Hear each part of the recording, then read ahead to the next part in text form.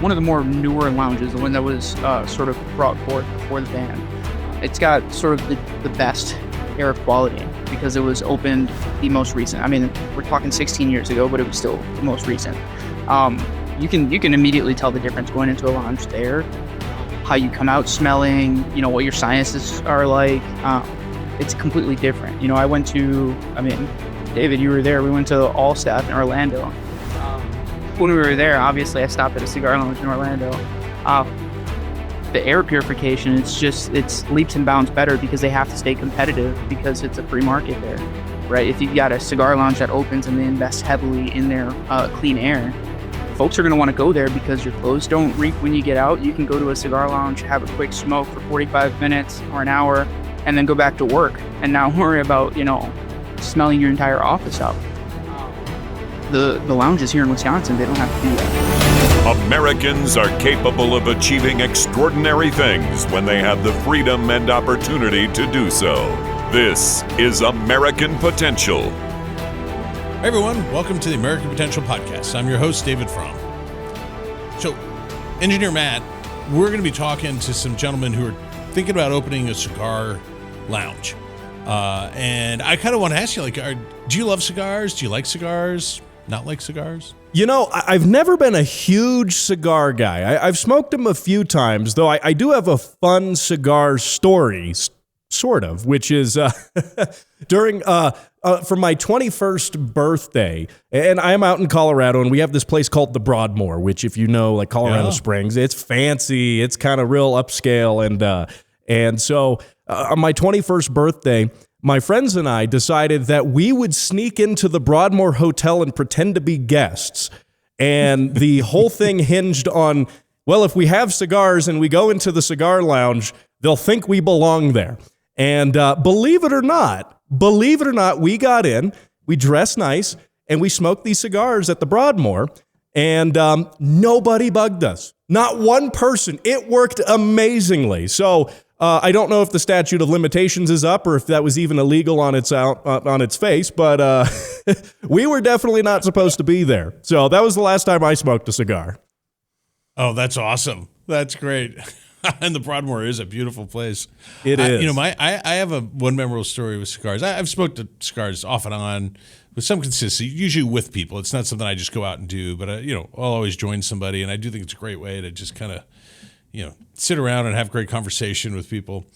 My father-in-law, son's passed away, but just is a wonderful man. But he really loved cigars. Like way back in the day, even he was getting Cubans somehow and all that. And he'd sometimes invite me over, and he knew all these really interesting people. And he had a guy in from Afghanistan, and we were out on his back porch, and he was like, "Hey, well, you want to come over and talk to him?" Like, great. And he gives me a cigar, and I think it was probably a pretty intense cigar. It wasn't like the Coors Light of cigars. It was probably a little more. And I started smoking it with this other guy who I thought was a pretty cool guy.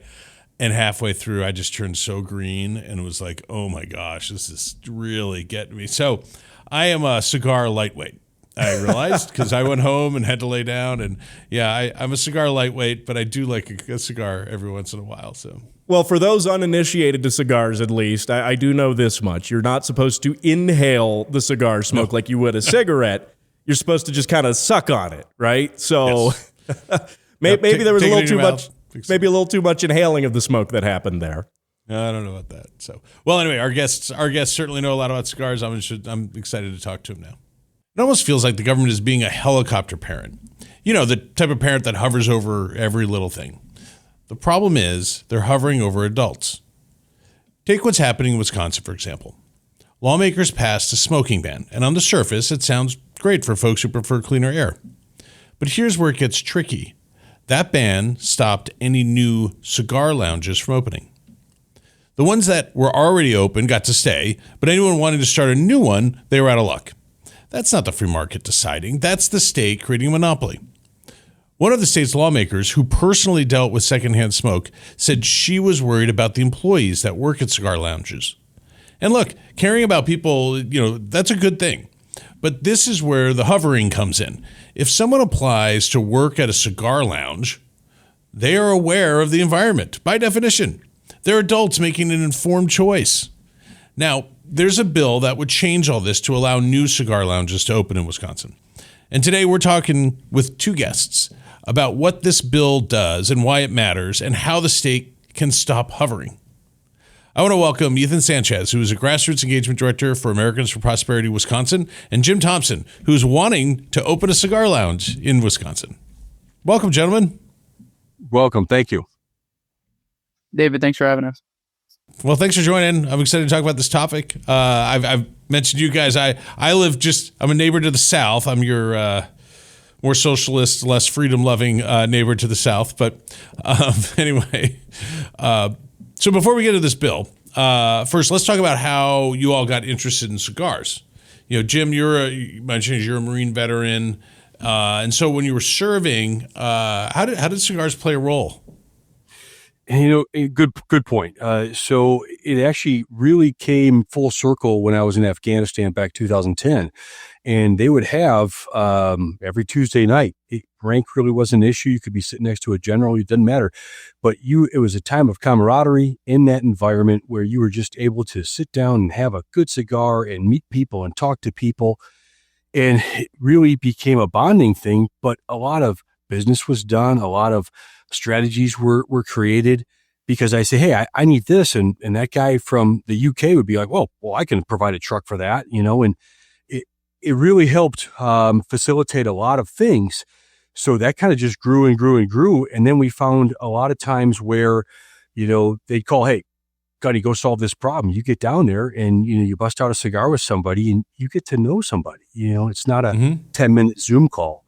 And that really kind of just pushed everything. And from that time on, I became a very avid smoker of cigars. I really enjoy them. And it kind of just pushed in every avenue of my life, realistically with business. We're in a bunch of clubs and it really has come that way. So that's how it kind of started. One of the things that strikes me about cigars is like, if you're there to smoke a cigar because you enjoy it, the great byproduct of that is that if you're with other people, is that you're forced to talk to them and interact with them. And it's going to be for quite a while. Right. Because it takes a long time to smoke a cigar, and all you can do is just build a relationship with somebody else. It's kind of that bridge a little bit sometimes to get that relationship going. Correct. And we're in a lot of cigar groups, but I've never met anybody that I dislike. I mean, honestly, I don't understand niche market. I get it, but you just have a common bond with somebody. You get to enjoy your time with them. You get to know them on a personal level. You find out whether you want to do business with them or you have like interests, talk to me about your family. And you're right. It's not a 10-minute coffee. It's an hour and a half. And that's what I really enjoy about that. Nice. Hey, Ethan, what about you? How did you get interested in cigars? Yeah, so I had my first cigar when I was in real estate. So I turned 21 when I was a realtor. This was like 3 years ago. And one of the realtor networking groups that I was a part of, they would meet for a cigar every now and again. I would do the networking over coffee and all of those things. I was never able to come to the cigar lounge because I wasn't of age yet. But I had my first cigar at one of those networking groups, and it's like an entirely different part of these guys that you're getting to know when you're having a cigar with them versus just having a coffee or a drink or something of the sort. So I fell in love with having cigars for the networking aspect. And then obviously I started to enjoy the trade of cigar crafting, cigar making, cigar smoking. And like Jim said, I mean, you have a coffee with somebody, you're going to get to know them for 10 minutes. You have a cigar, you got them there for an hour. So I really enjoy the networking and getting to know people at a deeper level. And that's why it's a passionate topic for me. Yeah, that all makes sense to me. I think it is. It's definitely a long form activity. It's not having a cigarette real fast or having a quick drink. It actually requires you to sit down and spend time with people. So Jim, you took a trip to South Carolina that really inspired you with regard to this, and helped stir your interest in starting a cigar lounge. Can you share that story with us? Sure. So, it's kind of been up and coming. So when I was in the military, you would travel quite a bit. You're stationed numerous places. And when I got out of the military in 2012, I was down in South Carolina for a living.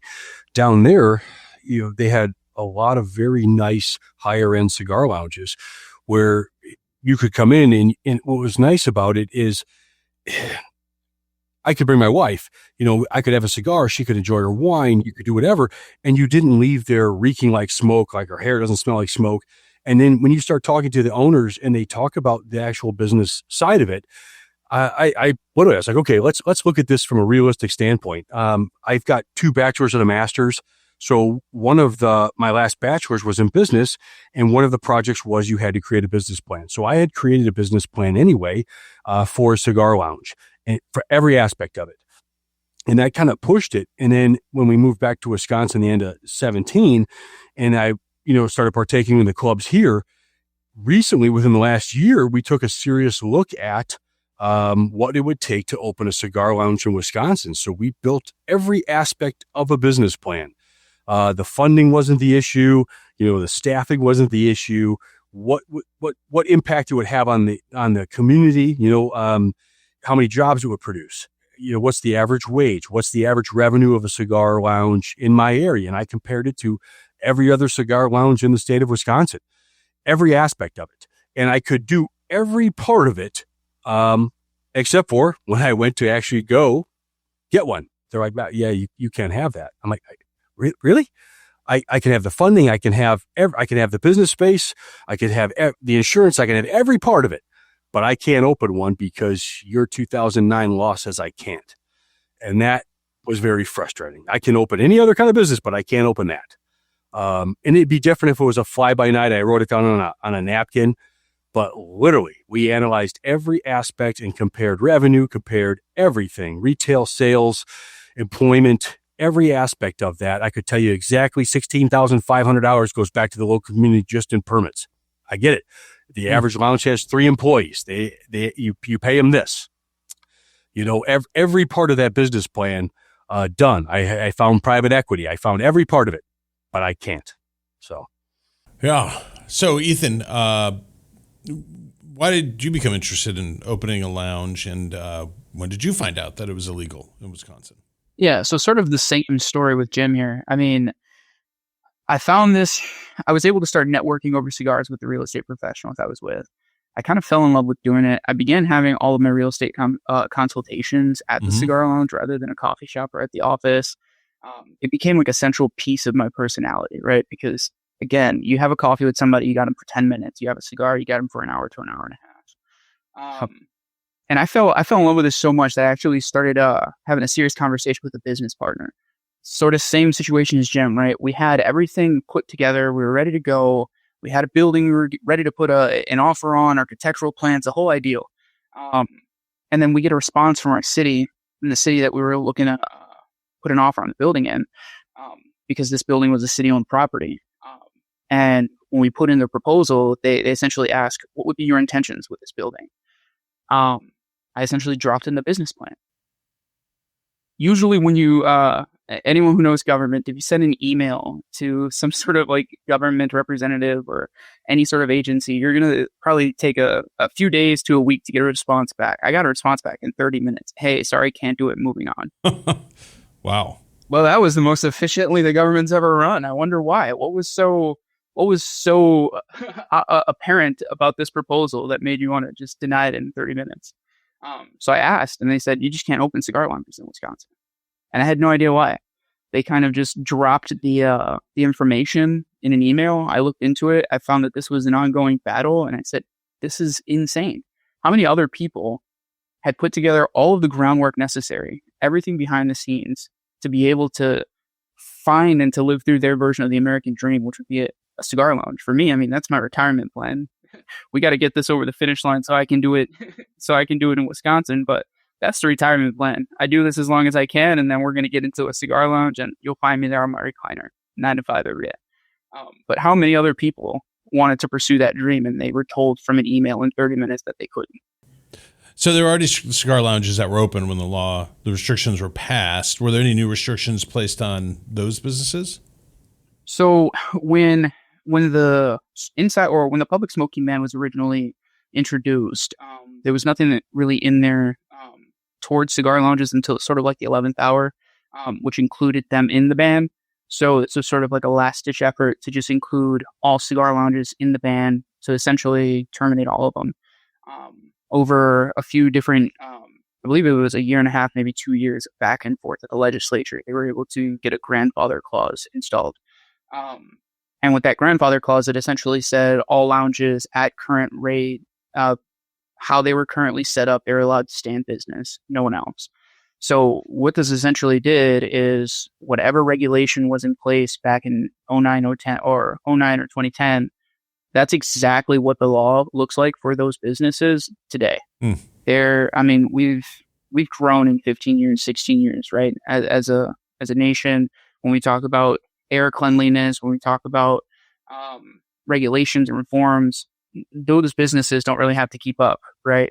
So when we talk about air quality, like how some of the people who are opposing this bill discussed, and when we talk about some of the employees who would be working there and them taking in secondhand smoke, those establishments that were grandfathered in, they don't have to keep their air purification quality up to par at all because they were grandfathered in as is.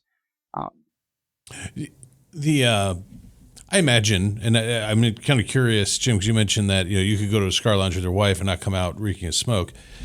I imagine there's been a lot of progress in air purification and how smoke's probably removed from any venue. Can you? I don't know much about that. Can you guys shed any light on that? So we've got one of the more newer lounges, the one that was sort of brought forth before the ban. It's got sort of the best air quality because it was opened the most recent. I mean, we're talking 16 years ago, but it was still the most recent. Mm-hmm. You can immediately tell the difference going into a lounge there. How you come out smelling, what your sinuses are like. It's completely different. David, you were there. We went to All Staff in Orlando. When we were there, obviously I stopped at a cigar lounge in Orlando. The air purification, it's leaps and bounds better because they have to stay competitive because it's a free market there, right? If you've got a cigar lounge that opens and they invest heavily in their clean air, folks are going to want to go there because your clothes don't reek when you get out. You can go to a cigar lounge, have a quick smoke for 45 minutes or an hour, and then go back to work and not worry about, smelling your entire office up. The lounges here in Wisconsin, they don't have to do that. And it shows, I come home, my wife is like, go straight to the shower. Yeah. And if I can interject for a second, and you're absolutely right, because a lot of people, when they think of a cigar lounge, they're thinking of that dimly lit, you're like this, trying to see every. No, I mean, I've been to some Monte Cristo ones in Dallas. I've been all over the place. And you wouldn't even know they're smoking because the ventilation systems. And part of our business plan, we consulted with the top rated HVAC system people in my geographic location and said, all right, if we did this, what would it take? And they can tell you exactly, hey, you, based on your square footage, based on this, based on the amount of people, you'd be able to do that. So, we factored in that. Hey, so Jim, I mean, you could potentially buy the business license of an existing cigar lounge, right? How much would that cost you, and is that worth the investment? It's not worth the investment. So we looked at that route too after we were shut down on the first one. So because there's a limited number of lounges, we looked at one. The closest one to me in Wisconsin is a little north, about 45 minutes. So it's a standalone business. It is the business part itself, which is the lounge, then the humidor section, and a bar. It's $3 million. $3 million. That building itself is $189,000 because I'm licensed in real estate. So they want $3 million. So to buy, and you can't show that $3 million on the books. Whereas if Ethan and I were going to go buy an established business, you could show me the books. I could show that to the bank. I could show, P&L, and I could justify a loan for that. Mm-hmm. No, you can't. So for $3 million, I get what?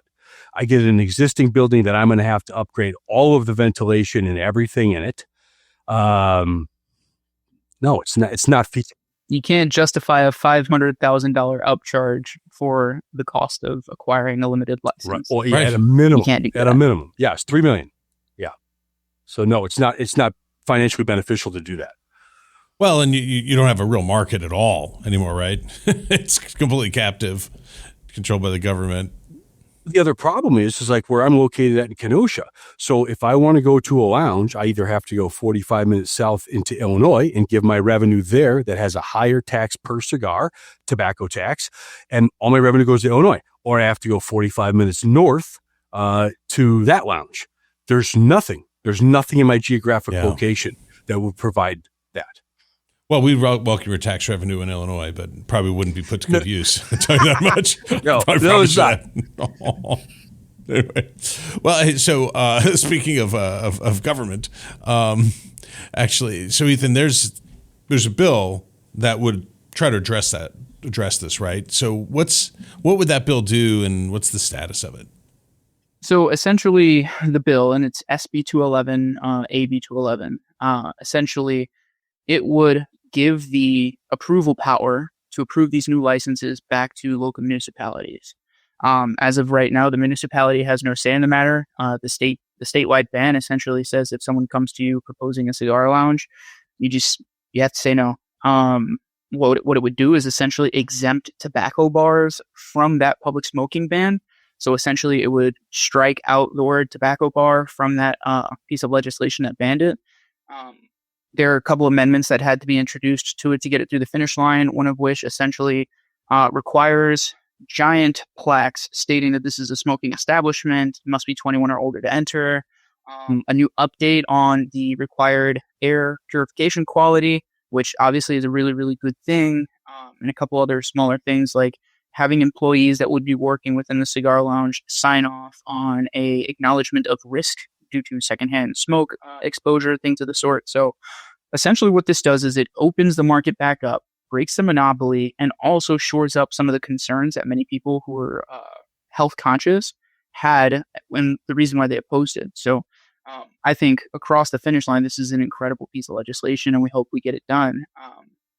Now, in terms of status, we got it through the Assembly, we got it through the Senate. As of, I believe, December 4th, it'll be sent to the governor's desk. So that's a pretty cool update. Yeah, Can I add is. some? Yeah, go for it, Jim. Okay, so and I love how it leaves the local decision making to the individual municipalities. So if I was able to go to my local municipality with my business plan and I presented to the city council or whatever governing body, and I said, here's my proposal, this is how many jobs, this is where the money goes back to the city, they can turn around and say, okay, hey, great idea, Jim, we love this, but if you could keep your location here downtown so we get foot traffic, or it enhances the downtown experience with the other restaurants or whatnot, if you could keep it to this type of structure or this type of signage, I'm okay 100% with that. We want to work with the local municipality to make this work, because we want to give that. I'm not sending my money out of state somewhere. That all goes back into the community with community events. I mean, we see it all the time. You've got, charity events. We've got all these other things that we would do. So that allows open communication with the local municipality to say, how could we best serve you if we put this establishment in place? It's not a cookie cutter, one size fits all, where they've just got to accept whatever we want. So I really like that part. Yeah, I mean, it seems like having the we basically said we think local government particularly, can make some decisions about businesses and other entities that are located in their towns and their city limits, and and because we vote for them and elect them and hopefully have a say in that activity. So I think what's closest to the people is probably the best organization or the best government entity to regulate it. Yes, sir. So Jim, if this passed. So if it goes to the governor on December 4th and say he signed it, how quickly do you plan to open a cigar lounge? As quickly as I possibly can. I'm not kidding when I say it is an absolute dream to be able to have an upscale lounge in my community. I am 100% serious. So we have every aspect in place. The hardest part right now would be if it passes, I would have to communicate with the local government to say, where would you like in finding that real estate in that area? And then if that works, they're okay with that and they're okay with everything else, I mean, we could be up and running quickly. And that would be wonderful. That would be absolutely wonderful. This isn't a 5-year plan. This is a right now plan. And there's only one thing holding us back. So, Yeah, so government gets out of the way. You're ready to start generating revenue and creating jobs and tax revenue. I already told my boss, I'm like, hey, I'm sorry, but if I can open a cigar lounge, we're going. Well, we'll have to maybe we'll have to take American Potential on the road and go 45 minutes north to go on location. You could come to the ribbon cutting. Oh, that'd be awesome. How fun. That's great. Well, guys, I appreciate you kind of sharing with us the fight that you're in the midst of. There's, what's funny is like, I know you guys interact with people all the time who have no interest or knowledge of government politics. They kind of think it's a business they're not really that interested in.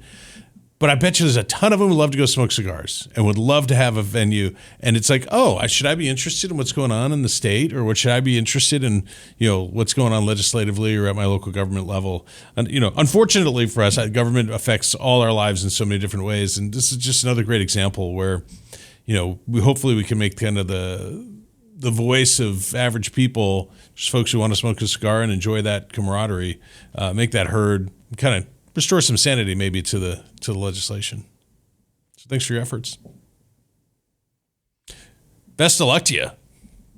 Thank you very much. Thank you for you guys. Thank you, Ethan. We appreciate all the support and backing, and we look forward to a bright future. Thanks, David. It's a pleasure. Yeah, thanks, guys. Well, hey, folks, if you like this episode and would like to stay connected with the podcast, be sure to like and subscribe to our channel, as well as following us on Facebook, Instagram, and YouTube. And always remember, liberty and freedom are easily taken for granted. Don't take it for granted. Go out there and defend freedom and liberty. Thanks for joining us, and we'll see you on the next episode.